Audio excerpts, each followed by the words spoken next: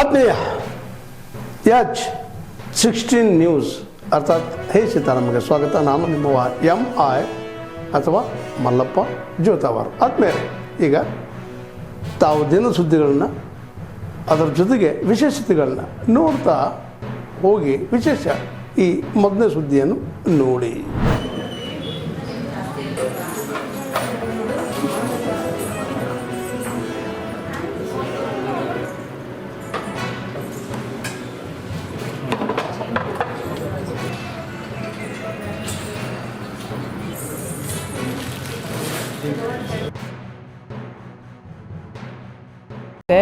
ಈಗ ಸಾಮಾನ್ಯ ಎಲ್ಲರಿಗೂ ಚಿನ್ನ ತುಂಬ ಇದಾಗಿರೋದ್ರಿಂದ ಅದನ್ನು ಅಕ್ಷಯ ಆಗಲಿ ಅಂತ ತೊಗೋತಾರೆ.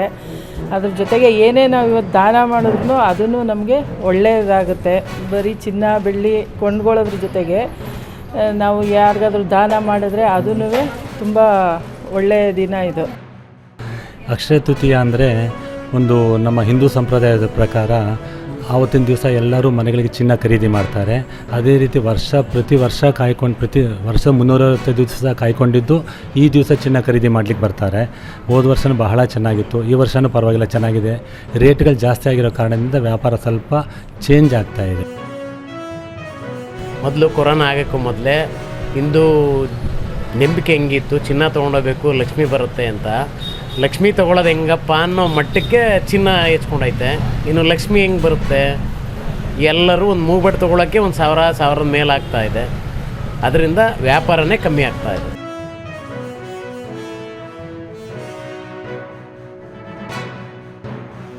ಅಂದರೆ ಅಕ್ಷಯ ತೃತೀಯ ಇರೋದ್ರಿಂದ ಏನಾದರೂ ಒಂದು ಸ್ಪೆಷಲಾಗಿ ತೊಗೋಬೇಕು ಅಂತ ಬಂದ್ವಿ. ಅಂದರೆ ಈಗಿನ ರೈಟಲ್ಲಿ ಜಾಸ್ತಿ ದೊಡ್ಡದೇನು ತೊಗೊಳಕ್ಕಾಗ್ತಿಲ್ಲ, ಸಿಂಪಲಾಗಿ ಮೂಗ್ಬಟ್ಟು ತೊಗೋತಾ ಇದ್ದೀವಿ. ತುಂಬ ಮುಂಚೆಯಿಂದನೂ ಬರ್ತಾಯಿದ್ದೀನಿ. ಇವತ್ತು ಅಕ್ಷಯ ತೃತೀಯ, ಇವತ್ತು ಕಲೆಕ್ಷನ್ ನೋಡೋಣ ಅಂತ ಬಂದೆ. ನಮ್ಮ ಮಮ್ಮಿಗೆ ಚೈನ್ ತೊಗೋಣ ಅಂತ ಬಂದಿದ್ದೀನಿ. ಕಲೆಕ್ಷನ್ಸ್ ಎಲ್ಲ ತುಂಬ ಚೆನ್ನಾಗಿದೆ. ಈವನ್ ಗೋಲ್ಡ್ ಜ್ಯುವೆಲ್ರಿ ಆಗಿರ್ಬೋದು, ಇಯರಿಂಗ್ಸ್ ಆಗಿರ್ಬೋದು, ತುಂಬ ಚೆನ್ನಾಗಿದೆ. ನ್ಯೂ ಡಿಸೈನ್ಸ್ ಬರ್ತಾ ಇರುತ್ತೆ. ಸೊ ವಿಸಿಟ್ ಮಾಡಿ, ತುಂಬ ಚೆನ್ನಾಗಿದೆ.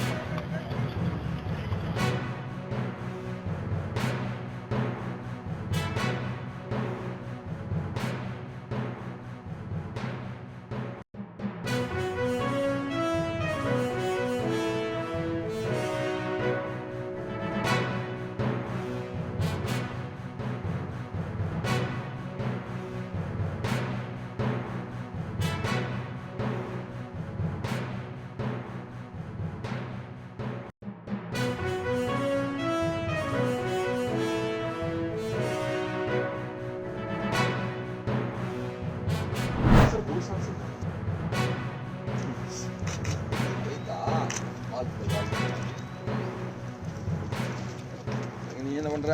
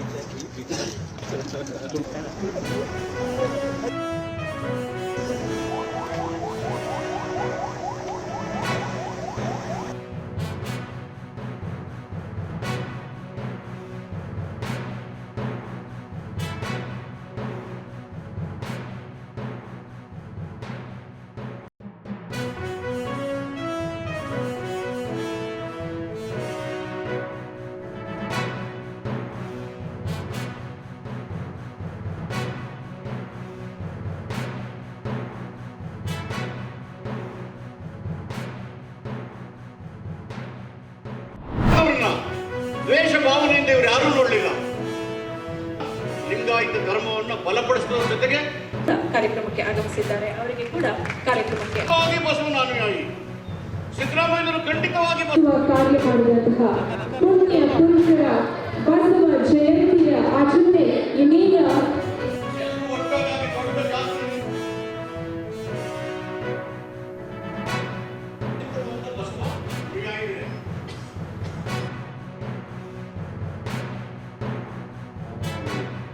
ಬಸವಣ್ಣವರು ಏನು ಹೇಳ್ತಾರೆ ಅಂತಂದರೆ,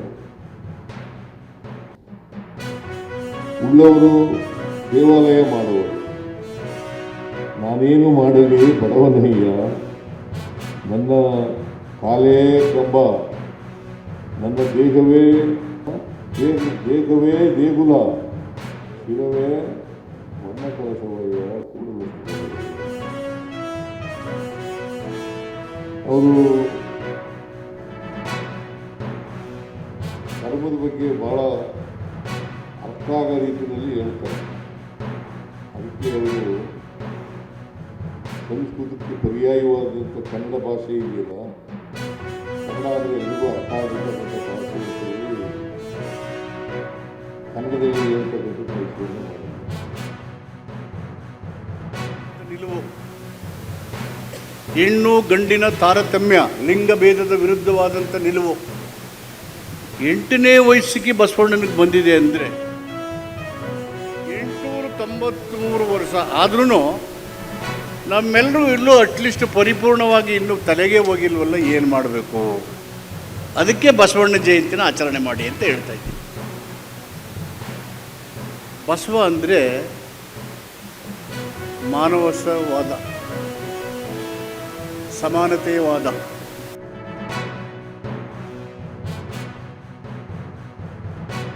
ಎಲ್ಲರಿಗೂ ಬಸವ ಜಯಂತಿಯ ಶುಭಾಶಯಗಳನ್ನು ಕೋರಲಿಕ್ಕೆ ಇಷ್ಟಪಡ್ತೀನಿ. ಬಂಧುಗಳು, ನವ ಸಮಾಜ ನಿರ್ಮಾಣದ ಅಧಿಕಾರ ಜಗತ್ತಿಗೆ ಪ್ರಜಾಪ್ರಭುತ್ವದ ಅಡಿಪಾಯವನ್ನು ಹಾಕಿಕೊಟ್ಟಂಥ ರೂವಾರಿ ಕ್ರಾಂತಿಯೋಗಿ ಕಲ್ಯಾಣದ ಬೆಳಕು ಮಾನವ ಸಮಾನತವಾದಂಥ ಬಸವಣ್ಣನವರ ಜಯಂತಿಯ ಈ ದಿನ ಸರ್ಕಾರವೇ ಮಾಡ್ತಾ ಇರೋದು ಭಾಳ ವಿಶೇಷವಾದದ್ದು.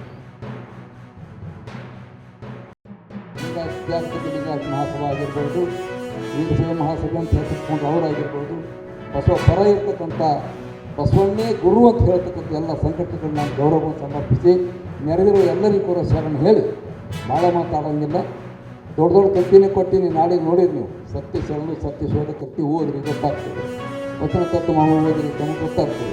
ತಾವೆಲ್ಲ ಇಲ್ಲಿವರೆಗೆ ಸುದ್ದಿಗಳನ್ನು ನೋಡಿದಿರಿ, ಜೊತೆಗೆ ವಿಶೇಷ ಘಟನೆಗಳನ್ನು ಸಹ ನೋಡಿದಿರಿ. ಅದು ನಿಮ್ಗೇನು ಅನ್ನಿಸ್ತು? ನಿಮಗೆ ಲೈಕ್ ಮಾಡಿರಿ, ಶೇರ್ ಮಾಡಿರಿ, ಕಾಮೆಂಟ್ ಮಾಡಿರಿ, ಜೊತೆಗೆ ಸಬ್ಸ್ಕ್ರೈಬ್ ನಿಲ್ಲಿಸ್ಬೇಡ್ರಿ. H16 ನ್ಯೂಸ್ ಅರ್ಥಾತ್ ಸತ್ಯದ ಕೈಗನ್ನಡಿ ವಂದನೆಗಳು.